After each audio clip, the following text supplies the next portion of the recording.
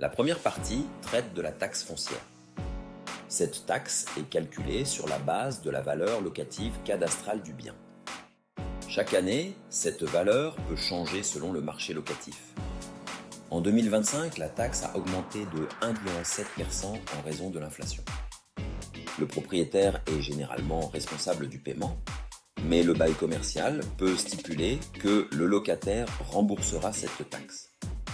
Ensuite, la contribution économique territoriale, CET, vient s'ajouter. Composée de la cotisation foncière des entreprises et de la cotisation sur la valeur ajoutée, la CET finance des projets locaux.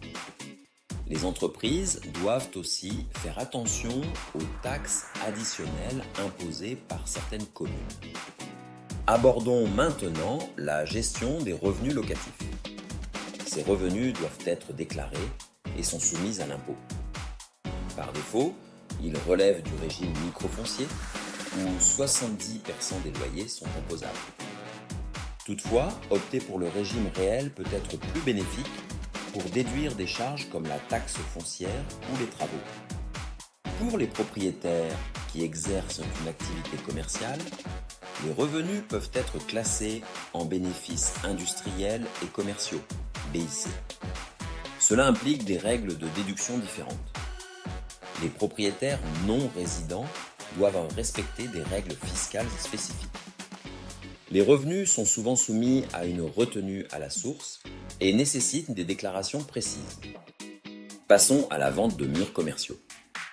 La plus-value générée lors de la vente est imposable. Contrairement à une résidence principale, il n'y a pas d'exonération sur les murs commerciaux. Le taux d'imposition est de 36,2%, incluant l'impôt sur le revenu et les prélèvements sociaux. La vente peut aussi être soumise à la TVA. Bien que le taux standard soit de 20%, des exceptions existent, notamment en cas de biens dans des zones spécifiques comme les quartiers prioritaires. En plus de ces taxes, il est important de considérer les droits de mutation qui représentent environ 7% du prix de vente. Les questions légales autour des baux commerciaux en cours nécessitent également une attention particulière. En résumé, comprendre la fiscalité des murs commerciaux en France est crucial pour les investisseurs. Optimiser vos revenus passe par une bonne gestion de la taxe foncière, des revenus locatifs et de la plus-value. Rester informé des dernières réglementations et consulter des experts peut améliorer votre rentabilité. N'attendez plus! Intégrez ces connaissances dans votre stratégie d'investissement immobilier dès aujourd'hui pour maximiser vos bénéfices et réduire vos charges.